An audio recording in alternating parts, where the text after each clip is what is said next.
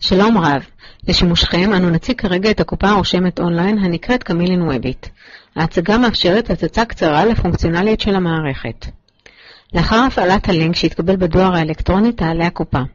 בכניסה לקופה יש ללחוץ על כפתור המזהה אתכם כבעלי תפקיד ספציפי. מנהל, קופאי, מוכרן וכדומה. זיהוי זה מאפשר הרשאות שונות בהמשך. לאחר בחירת התפקיד יש להזין את הסיסמה בשדה הקלט. בשלב זה אנחנו מתבקשים להכניס ערך לפתיחת קופה, וזאת לאחר לחיצה על כפתור פתיחת קופה. הזנת הסכום ההתחלתי אינו מחייב. עד כאן הסתיים תהליך העלאת המערכת ופתיחת הקופה.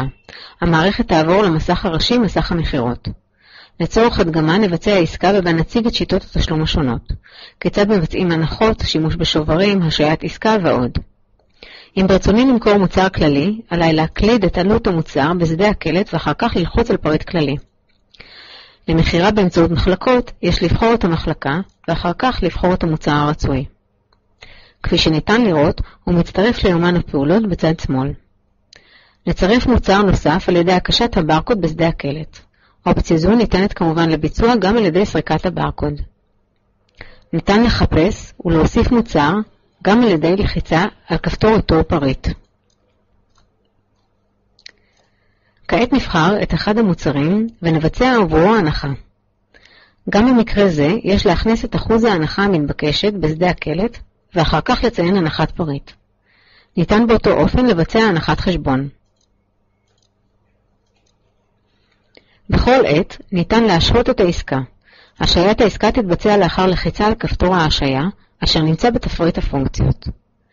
לבסוף, ניתן לצפות בעסקאות המושהות, ובלחיצה על עסקה ספציפית, להופכה לפעילה. ברגע שהעסקה הסתיימה, באפשרותנו לבחור את אמצעי התשלום. נציין כי במודלים מסוימים ניתן לבחור מוכנים לעסקה. לחיצה על מזומן תציג לנו בברירת המחדל את סכום העסקה. בלחיצה על אישור תיסגר העסקה. ניתן כמובן לפצל את התשלום לכמה אמצעי תשלום. לדוגמה, תשלום בהמחאה. בלחיצה על הכפתור ייפתח חלון ובו תתבקשו להכניס את הפרטים. אין חובה להכניס את כל הנתונים.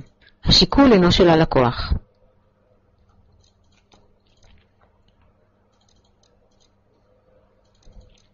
לאחר הכנסת הנתונים, ובמידה וסכום ההמחאה קטן מסכום העסקה, ניתן ללחוץ על מזומן או אשראי ולסיים את תהליך תשלום העסקה.